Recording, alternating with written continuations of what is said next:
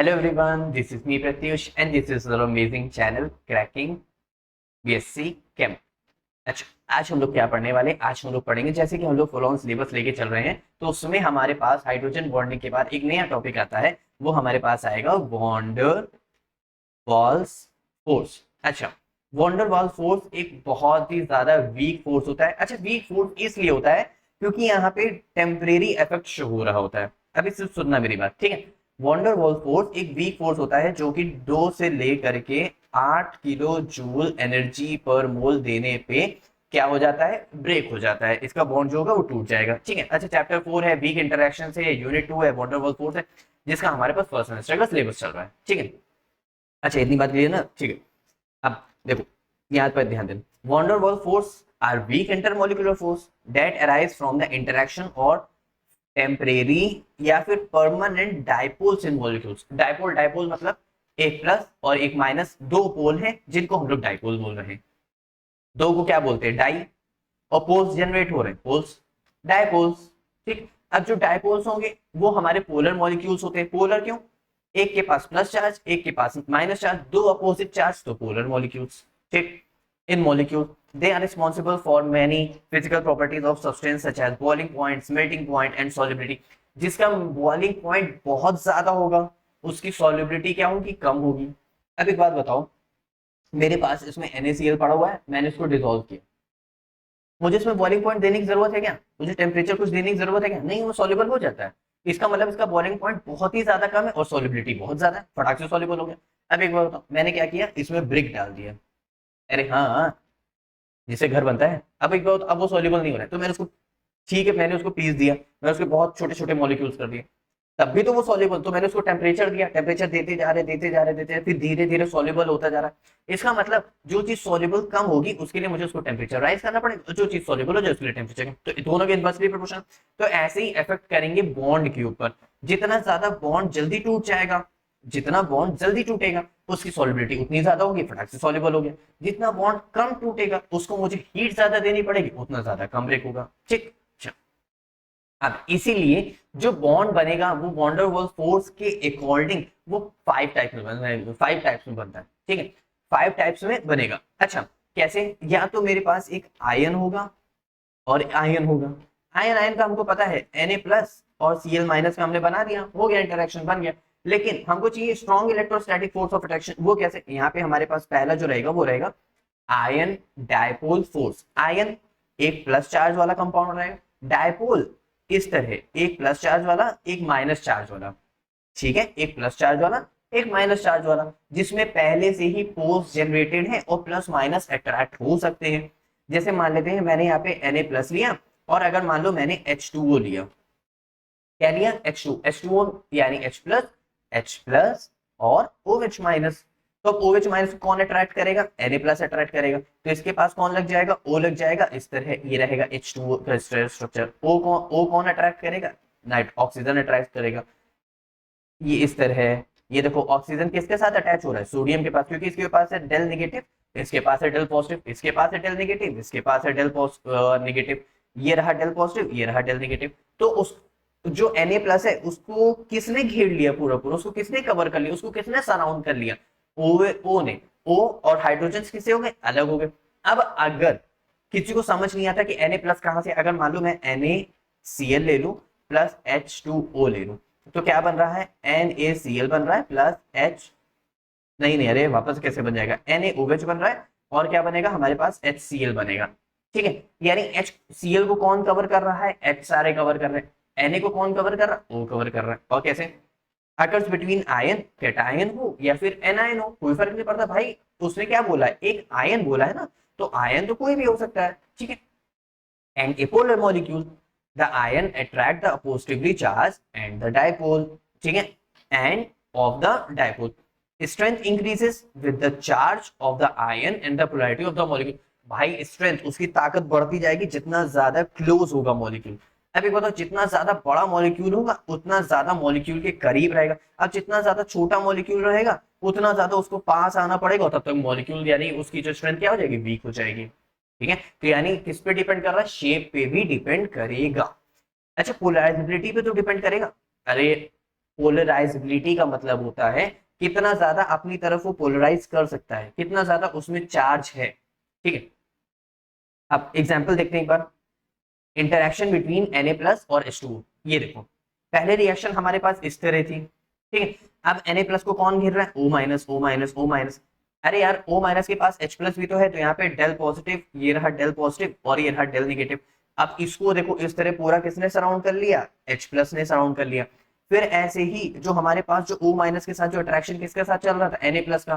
फिर ऐसे ही यहाँ पे ऑक्सीजन और हाइड्रोजन आएगा, फिर यहाँ पे Cl आएगा। इसका मतलब पूरी एक लॉन्ग, पूरी एक चेन बनती चली जाएगी। समझ आ रहा? पूरा एक क्रिस्टल टाइप का स्ट्रक्चर बनता चला जाएगा। ये बस वही चीज है। ठीक है, समझ आ गया? आगे बढ़े। अब हमारे पास एक और है, वो क्या है? Dipole dipole interaction. Dipole dipole, आपके पास दोनों के पास प्लस चार्ज। देखो, इस तरह प्लस चार्ज, इस तरह माइनस चार्ज, एक डायपोल और एक डायपोल प्लस और एक रहा माइनस। अब प्लस और माइनस को कौन अट्रैक्ट, मतलब कैसे अट्रैक्ट होंगे? प्लस माइनस से अट्रैक्ट होंगे, तो कुछ भी ले सकते हैं। आपकी बार मैंने दो HCl मॉलिक्यूल से ले ली, देख लो, ये बहुत इजी है। अकर्स बिटवीन टू पोलर्स मॉलिक्यूल है, हाँ जाहिर सी बात। अच्छा, ये पूरा आपके लिखने के लिए जो मैं बोल रहा हूँ उसको सुनना बहुत ध्यान से, क्योंकि मेरी बोले पूरा सब कुछ वही लिख सकते हो। और ये सब मैंने बहुत इजी लैंग्वेज में लिखा हुआ है, बहुत ज्यादा इजी लैंग्वेज, कि एक बार रीड कर लो, अपने आप याद हो जाएगा। The positive end of one dipole is attracted to the negative end of the another. Strength increase होती जाएगी जैसे जैसे पोलैरिटी की मॉलिक्यूल्स की इंक्रीज होती जाएगी। इंटरेक्शन बिटवीन HCl मॉलिक्यूल कैसे देख लेते हैं यहाँ पे। देखो, एक HCl है, डेल पॉजिटिव डेल नेगेटिव, एक HCl है, डेल पॉजिटिव डेल नेगेटिव, एक HCl है, del positive del negative. Positive को क्या पसंद है? नेगेटिव। आपको क्या पसंद है? छोड़ो, पता होगा आपको क्या पसंद है ना? तो अच्छा, वहां नहीं जाओ, यहाँ पे आ जाओ। तो यहाँ पे क्या हो गया? इस तरह HCl, क्यों? क्योंकि हाइड्रोजन बॉन्डिंग यहाँ पे शो कर रहा है ना। कैसे? एक हाइड्रोजन और एक मोस्ट इलेक्ट्रोनेगेटिव, तो बॉन्डिंग तो हो रही है ना। इतनी बात क्लियर? ठीक। अब आयन और इंड्यूस्ड डायपोल, पहले क्या देखा? आयन डायपोल, दूसरा क्या देखा? Dipole dipole. अब क्या देख रहे हैं? Ion induced dipole. Induced dipole, induced का मतलब उसमें पहले पोलैरिटी, ये प्लस माइनस चार्ज नहीं था, वो क्या था? न्यूट्रल था। ठीक। आयन को देख करके उसमें पोलैरिटी जनरेट हो गई। मतलब कैसे? जैसे मान लेते हैं ये आपकी क्लासरूम है, ठीक है। आपकी क्लास में एक बच्चा क्या कहते हैं, पहले बहुत सीधा था, लेकिन अब दो बच्चे उधर क्या थे? आवारा थे। तो वो भी बच्चा उसको देख करके आवारा बनने लगा। इसका मतलब थोड़ा सा कुछ अट्रैक्शन आ रहा है। अरे चलो, वहां तक नहीं जाते, यहाँ तक आ जाते हैं। मान लेते हैं आप नहीं पढ़ते थे, आपके घर में आपकी दीदी पढ़ती, आपकी फर्स्ट आती, तो आप भी उसको देखते देखते थोड़ा सा पढ़ने लगे, तो वो क्या हो रहा है? इंड्यूस हो रहा है, यानी आपके में थोड़े से अलग टाइप के क्या कहते हैं मॉलिक्यूल्स क्या हो रहे हैं? जनरेट हो रहे हैं। वो वाले नहीं, ठीक है, वहां से आ जाओ, वो वहां नहीं जाना, इधर आना, है ना। अब यहाँ पे क्या हो रहा है? Occurs between an ion and एक नॉन पोलर मॉलिक्यूल। अब नॉन पोलर, पोल्स नहीं है। The ion induce a temporary dipole in the non polar molecule. Ion ने क्या किया? थोड़े से डायपोल्स को जनरेट किया। कैसे? एक non polar molecule by distorting the it's electron cloud. अब कैसे? इधर पॉजिटिव चार्ज है, ठीक है। अब मान लेते हैं मेरे पास एक Cl का ये एटम है, एक Cl का ये एटम है, ठीक है। दोनों के पास क्या है? इलेक्ट्रॉन्स हैं। अब इधर पॉजिटिव चार्ज को देख के ये थोड़े से इलेक्ट्रॉन जो है पॉजिटिव की तरफ क्या होने लगे? अट्रैक्ट होने लगे। तो देखो, पहले इस तरह एसिड का इलेक्ट्रॉन क्लाउड क्या होता है? डिस्टॉर्ट होने लगा, यानी उसका इलेक्ट्रॉन क्लाउड क्या हो गया? चेंज हो गया, शेप क्या होने लगी? डिस्टॉर्ट होने लगी, चेंज होने लगी। तो इसी को हम लोग बोल रहे हैं अब पोल्स जनरेट होने लगे। अब ये बताओ, अगर ये इसकी तरफ थोड़ा सा खींचेगा, तो इसके इलेक्ट्रॉन्स अगर इसकी तरफ खींचेंगे तो, और ये ऐसे ही रहेगा, तो इसका मतलब इसके इलेक्ट्रॉन्स उधर थोड़े बहुत जाने लगे, यानी इसके इलेक्ट्रॉन्स कम होने लगे, तो इसके ऊपर डेल पॉजिटिव आ जाएगा, इसके ऊपर डेल नेगेटिव आ जाएगा, पोल्स जनरेट हो गए। इस तरह स्ट्रेंथ इंक्रीज रहेगी, क्योंकि जितना ज्यादा चार्ज ऑफ द आयन रहेगा उतनी ज्यादा पोलैरिटी की पावर रहेगी। अब एक बार बताओ, प्लस चार्ज जितना ज्यादा इफेक्टिव रहेगा, जितना ज्यादा अपने आप को ताकतवर रहेगा कि प्लस चार्ज बहुत ज्यादा है, तो इलेक्ट्रॉन्स उतनी तरह फटाफट खींचने लगेंगे। अब एक प्लस चार्ज बहुत ही कम है, पावर ही नहीं है, तो माइनस चार्ज आएगा? नहीं आएगा। इस तरह interaction between Na plus and Cl2 molecule. जैसे Na प्लस है, तो देखो एक क्लोरीन मॉलिक्यूल पहले इस तरह था, फिर ये दो क्लोरीन मॉलिक्यूल थे, धीरे धीरे धीरे धीरे इलेक्ट्रॉन इसकी तरफ क्या होने लगे? डिस्टॉर्ट होने लगे, इलेक्ट्रॉन इसकी तरफ क्या होने लगे? बढ़ने लगे। तो इसका मतलब इनके बीच में एक अट्रैक्शन बनने लगा, एक बॉन्ड बनने लगा, ठीक है।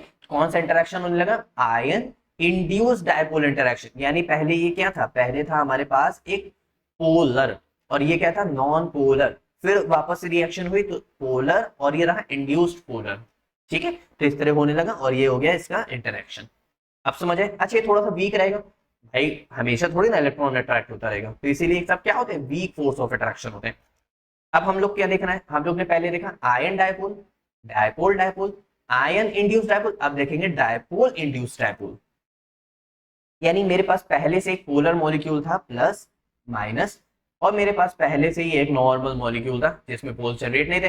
फिर हमको पता है उसके तरफ चार्ज देख करके उसकी तरफ अट्रैक्ट होंगे, जैसा मेरे पास अपोजिट चार्ज होगा वैसे ही मेरे पास दूसरा चार्ज अट्रैक्ट होने लगेगा। occurs between a polar molecule and a non-polar molecule, इतनी बात तो आप समझ गए। The polar molecule induces a temporary dipole, भाई temporary dipole तो रहेगा, कभी भी induce का मतलब वो धीरे धीरे हो रहा है, फिर वापस पलट तो सकता है ना, in the non-polar molecule। अच्छा, एक चीज गौर किया, स्ट्रेंथ सभी पे डिपेंड कर रही है उसकी बॉन्ड के थ्रू। जितना ज्यादा बॉन्ड स्ट्रांग होगा उतनी ज्यादा स्ट्रांग होगी, जितना ज्यादा बॉन्ड वीक होगा उतनी ज्यादा स्ट्रेंथ वीक हो जाएगी। Between the polarity of the polar molecule and the polarizability the non-polar molecule, ठीक है। HCl पोल्स जनरेट होते हैं, Cl2 कोई पोल्स नहीं होते। देखो पहले HCl था, इसके पास पोल्स थे, Cl2 कोई पोल नहीं थे, ठीक है। अब इसके बाद यानी polar molecule, non polar molecule, लेकिन वो सीधा बच्चा उसको देख करके धीरे धीरे थोड़ा बहुत वो भी आवारा इसकी तरह पोल्स जनरेट करने लगा। तो अब इलेक्ट्रॉन इसकी तरफ शिफ्ट होंगे तो इसके ऊपर आ जाएगा डेल पॉजिटिव और इसके ऊपर आ जाएगा डेल नेगेटिव। इतनी बात क्लियर। तो इसका मतलब इसके बीच में जो अट्रैक्शन लगा है वो डायपोल इंड्यूस डायपोल की तरह अट्रैक्शन क्या होने लगा, बढ़ने लगा। इतनी बात क्लियर। अब एक और हमारे पास है, ये लास्ट है, इंड्यूस डायपोल। इंड्यूस डायपोल यानी पहले दोनों के पास ही पोल्स नहीं थे, दोनों ही बदतमीज थे, लेकिन धीरे धीरे दोनों ने कहा चलो यार अच्छा पढ़ाई चालू कर देते, तो दोनों धीरे धीरे धीरे धीरे क्या होने लगे, पढ़ने लगे और कुछ नहीं, ठीक है। अच्छा, इसी का दूसरा नेम है, बहुत फेमस नेम है, लंडन डिस्पर्शन फोर्स। अच्छी बात बताओ, इंड्यूस डायपोल का मतलब क्या है, वो सेल्फ जनरेट कर रहा है ना, क्योंकि दोनों इंड्यूस डायपोल है। अब दोनों ही बदतमीज है तो दोनों कैसे सुधरेंगे, तो अंदर से ही सुधरना पड़ेगा। तो अगर एक सुधरेगा तो फिर दूसरा देखेगा तो दूसरा भी अंदर से सुधरना चालू होगा। तो इसका मतलब यहाँ पे ये है कि सबके पास, जैसे मान लेते हैं सोडियम का है, ठीक है, सोडियम का शेल है इस तरह, तीन होते हैं, मैं सिर्फ एक बना के बताऊंगा, ठीक है। तो इसके पास है पॉजिटिव चार्ज और सोडियम का है लास्ट वाला इलेक्ट्रॉन। तो लास्ट वाला इलेक्ट्रॉन रिंग में रिवॉल्व कर रहा है, एक टाइम तो आएगा ना जब पॉजिटिव और नेगेटिव दोनों सामने सामने होंगे, जब अर्थ और सन दो एक सब एक लाइन में आ जाएंगे, तीन ग्रह एक लाइन में आ जाएंगे, अर्थ सन और मून। तो मतलब इस तरह पॉजिटिव और नेगेटिव एक लाइन में, यानी पोल्स जनरेट हुए पॉजिटिव और नेगेटिव का, इस तरह मैं बोल रहा हूँ। Occur between any two polar molecule, जाहिर सी बात है। Temporary dipole arise due to the random fluctuation, random fluctuation मतलब कभी भी अचानक से हो गया, इन इलेक्ट्रॉन डिस्टॉर्शन, ठीक है, distribution distortion. These temporary dipoles induces dipoles in neighboring molecules। भाई ये टेम्परेरी डायपोल मूवमेंट जो जनरेट हो रहा है उसने इंड्यूस किया बगल वाले नेबरिंग मॉलिक्यूल में भी स्ट्रेंथ इंक्रीज होगी, जैसे जैसे उसकी पोलैरिटी इंक्रीज होगी। कैसे, यहाँ पे ध्यान देते हैं। देखो पहले दो हीलियम के मॉलिक्यूल थे, दोनों में पोल्स नहीं थे, फिर एक में क्या हुआ, पॉजिटिव और नेगेटिव एकदम से सामने हुए और दूसरा क्या था, नहीं था। लेकिन जैसे बगल वाले में अच्छाई आई वैसे दूसरा वाला भी क्या होने लगा, धीरे धीरे उसको देख करके उसने सोचा चलो हम भी अच्छे बनते हैं। तो पहले नो पोलराइजेशन था, फिर इंस्टेंटेनियस डायपोल जनरेट हुआ ए में, फिर इसको देख करके फिर दूसरा वाला भी क्या हो गया, इंड्यूस डायपोल, यानी वापस से वो भी चेंज हो गया। तो अब दोनों में पोल्स जनरेट हुए तो जो इंटरैक्शन होगा वो होगा इंड्यूस डायपोल इंटरैक्शन। इतनी बात क्लियर, अच्छे समझ आए। तो ये थे हमारे 5 types of van der Waals force. इतनी बात क्लियर है। अच्छा, अब एक टॉपिक और जानना जरूरी है कि factor affecting van der Waals force. अभी तक हम लोग ने जितना पढ़ा है ना सब उसी से मैं आपको फैक्टर निकलवा दूंगा, एक बार ध्यान रखना। अच्छा, तो टेम्परेचर बढ़ाएंगे तो वॉन्डर वॉल फोर्स यानी बॉन्ड क्या हो जाएगा, वीक हो जाएगा। बॉइलिंग पॉइंट बढ़ाया, टेम्परेचर बढ़ाया तो सॉल्युबिलिटी क्या हो गई, कम हो गई। इसका मतलब टेम्परेचर बढ़ाने से वॉन्डर वॉल फोर्स जो बॉन्ड हो जाएगा वो टूट जाएगा, ठीक है। तो टेम्परेचर का इफेक्ट, साइज का इफेक्ट यानी मॉलिक्यूलर का शेप इफेक्ट, मॉलिक्यूल जितना ज्यादा बड़ा होगा उतना ज्यादा उसको तो अपनी तरफ अट्रैक्ट कर सकता है। अब जितना ज्यादा छोटा मॉलिक्यूल होगा वो कैसे बड़े मॉलिक्यूल्स को अपनी तरफ अट्रैक्ट करेगा, ये बात हो गई, ठीक है। और जल्दी देखते हैं, देखो polarisability, the is with which the electron cloud of an atom or molecule can be distorted, जितना ज्यादा होगा उतना ज्यादा डिस्टॉर्ट हो पाएगा। larger atom and molecule are more polarizable, ठीक है। अच्छा, molecular shape with larger surface area have stronger dispersion force, उतनी ज्यादा ताकत से अपनी तरफ खींच पाएगा। और टेम्परेचर क्या है हमारे पास, higher temperature increase molecular motion which can weaken van der Waals force. इतनी बात क्लियर। अच्छा, कोई भी डाउट है नहीं ना? तो यहां तक आप लोग इसको अच्छे से सिर्फ एक बार वेट करना, आप लोग खुद से तुरंत लिख लोगे और कोशिश करना कि ये सारे डायग्राम इस तरह बनाने के, ताकि आप लोग की एग्जाम की जो कॉपी है उसमें क्लियरिटी बहुत मिलेगी और एग्जामिनर खुश बहुत होगा कि बच्चे ने डायग्राम के थ्रू एक्सप्लेन किया है। ठीक है, तो ये था हमारा पास पूरा पूरा van der Waals force. I hope आप लोग को बहुत अच्छे से समझ आया होगा। ठीक है, और वीडियो अगर अच्छा लगा तो लाइक शेयर एंड कमेंट जरूर करिएगा। अब मिलते हैं नेक्स्ट वीडियो में नेक्स्ट टॉपिक के साथ। Bye bye.